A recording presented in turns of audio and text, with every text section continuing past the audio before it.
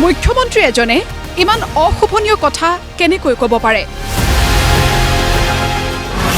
এই প্ৰশ্ন আমাৰ নহয়। পৱন খেৰাৰ জামিনৰ বিষয়টোক লৈ এই প্ৰশ্ন প্ৰদেশ কংগ্ৰেছৰ তত্ত্বাৱধায়ক জিতেন্দ্ৰ সিঙৰ। ভোটগণনা সংক্ৰান্তীয় সভাত অংশ ল'বলৈ গুৱাহাটীত উপস্থিত হৈ উচ্চতম ন্যায়ালয়ক ধন্যবাদ জ্ঞাপন জিতেন্দ্ৰ সিঙৰ। লগতে মুখ্যমন্ত্ৰী হিমন্ত বিশ্ব শৰ্মাক আক্ৰমণ ज्येष्ठ कांग्रेस नेता जनर। हम तो बहुत बहुत धन्यवाद देते हैं उच्चतम न्यायालय को कि उनने पवन खेड़ा जी को बेल मिली है, लेकिन मुझे इस पूरे मामले के अंदर और ख़ास तौर से उच्चतम न्यायालय को इस पूरे मामले के अंदर बहुत पीड़ा हुई, दुख हुआ कि जिस तरह की भाषा एक मुख्यमंत्री बोल रहा है, ये मुझे लगता है शोभा नहीं देता। और आसाम के मुख्यमंत्री, जो आसाम के जो लोग हैं, यहाँ एक कल्चर है आसाम का, आसाम शांतिप्रिय लोग हैं, उनको तहजीब है, क्या वो उनको बोलना चाहिए।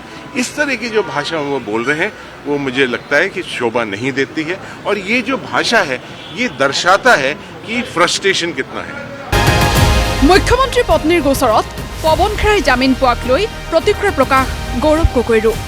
गौरव गगৈৰ মতে উচ্চতম ন্যায়ালয়ত মুখ্যমন্ত্ৰীজন বাৰে বাৰে নেতিবাচক মন্তব্যৰ দ্বাৰা আখ্যায়িত হোৱাটো ৰাজ্যখনৰ বাবে দুৰ্ভাগ্যজনক।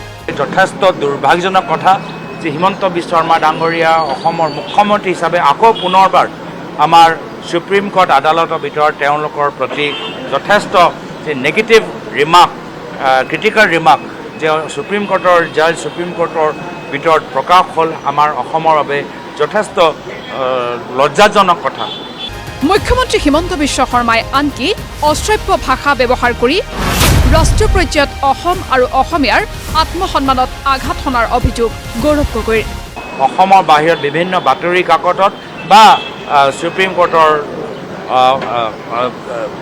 কোৰ্টৰ ভিতৰত হিমন্ত বিশ্ব শৰ্মা ডাঙৰীয়া তেখেতৰ নিজৰ অভদ্ৰ কথাৰ বাবে আজি তেওঁলোকক বাৰম্বাৰ সমালোচনা কৰা হৈ আমাৰ অসমৰ সমাজ সভ্য, অসমৰ সমাজৰ আত্মসন্মান আছে, আৰু বাৰম্বাৰ আমাৰ আত্মসন্মানৰ ওপৰত হিমন্ত বিশ্ব শৰ্মা ডাঙৰীয়া আঘাত পেলায়। কেনেদৰে নিজৰ কথাৰ যোগেদি, নিজৰ কৰ্মৰ যোগেদি যি সম্পত্তি আৰু ধনৰ ব্যাপক পাহাৰ তেওঁলোকে সৃষ্টি কৰি অসমৰ ভিতৰত অসমৰ বাহিৰত তেওঁলোকে নিজকে আৰু ধনী কৰিবলৈ চেষ্টা কৰিছে, য'ত আমাৰ সাধাৰণ মানুহৰ ওচৰত এতিয়া LPG চিলিণ্ডাৰ, কমাৰ্চিয়েল চিলিণ্ডাৰ কিনিবলৈ টকা পইচা নাই, দৰৱ কিনিবলৈ টকা পইচা নাই। এই ক্ষেত্ৰত বিজেপি চৰকাৰ দুখীয়া মানুহক সুৰক্ষা দিয়াতকৈ নিজকে কেনেকৈ ধনী কৰিব পাৰে আৰু নিজৰ দলৰ ভিতৰত কলংকিত মানুহক কেনেদৰে বচাব পাৰে তাৰ বাবে বিজেপি দলৰ ৰাজনীতি কৰি আছে। এইখিনি কথাবোৰ অসমৰ জনসাধাৰণে দেখিছে। AICCৰ মুখপাত্ৰ তথা মিডিয়া কোষৰ ৰাষ্ট্ৰীয় অধ্যক্ষ পৱন খেৰাই জামিন পোৱাটোক সংবিধানৰ জয় আখ্যা দিছে কংগ্ৰেছে। বিজেপিৰ প্ৰতিক্ৰিয়া, জামিন পোৱাটোক লৈ উদযাপন কিয়? তেওঁতো নিৰ্দোষী ঘোষিত হোৱা নাই। কংগ্ৰেছৰ সকলো নেতা হেনো জামিনতে ঘূৰি আছে। হয়, সংবিধানৰ জয়, সংবিধানত আমি বিশ্বাস কৰোঁ। আৰু পৱন খেৰা নামৰ ব্যক্তিজনেতো হেৰিহে পাইছে, কি কয় এইটো, জামিনহে পাইছে। অৱশ্যে জামিন পোৱাটোক তেওঁলোকে ইমান উদযাপন কেনেকৈ কৰিছে নাজানো। হয়তো তেওঁলোকৰ মূল মুৰব্বীয়েও মাটি বাৰী সংক্ৰান্তীয় নেশ্যনেল হেৰাল্ড নেকি, তেওঁলোকেতো গোটেই শীৰ্ষ নেতৃত্বৰ পৰা একেবাৰে এই খেৰা পৰ্যায়ৰ নেতৃবৃন্দলৈকে সকলোতো জামিনতে ঘূৰি ফুৰিছে। গতিকে চব জামিন ইত্যাদিবিলাক সংবিধানৰ আওতাত থকা বস্তু, গতিকে আমি তাক শ্ৰদ্ধা জনাব লাগিব।